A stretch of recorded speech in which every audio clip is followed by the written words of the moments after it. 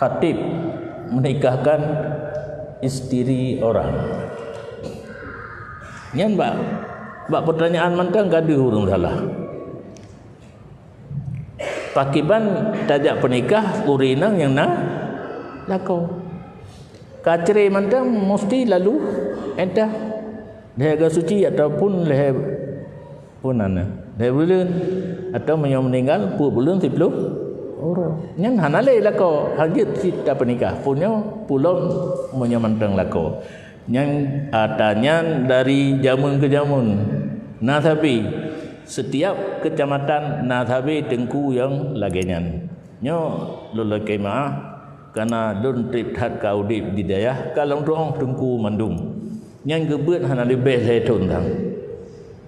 Ru uwo gampung panutan lagi cerita buno.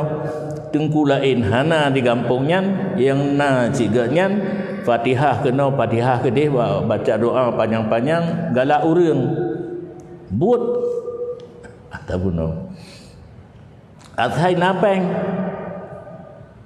di mertuh ribe mendaino napeng menikah haju hana ge periksa urinang yang dah wali pak gampung hana gedanyang bak gesi dai umum tu nalakoi pa nalako hana peng lagai kesurat yang kepeng un mirah li mertuh selesai semuanya.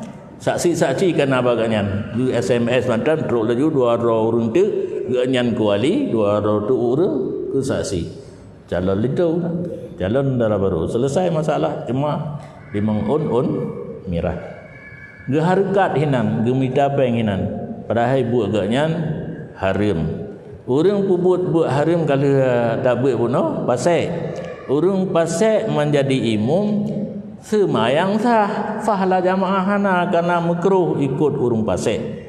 Urang fasik yang jadi kafir nyan hantah ikut.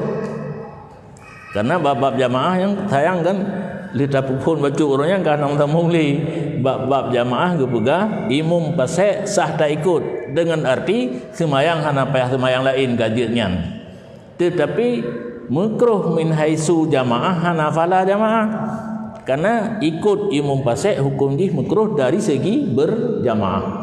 Hanafala jamaah sembahyang sah. Yang maafi karena benar pertanyaan na urang begah bangsa ikut. Menyeleh tu hidayah urang pe. Awai gua kiban began. Awai gua orangnya galak pegah hukumnya yang paling pantang. Awai wa hidayah ibadat kedua mentang baik pegah hukum gegap. Zaman masa sahabat Athaina orang tanya hukum bak Sayyidina Umar, "Hei, Abu Bakar pak kedih." Han jawab, "Kan hanjut."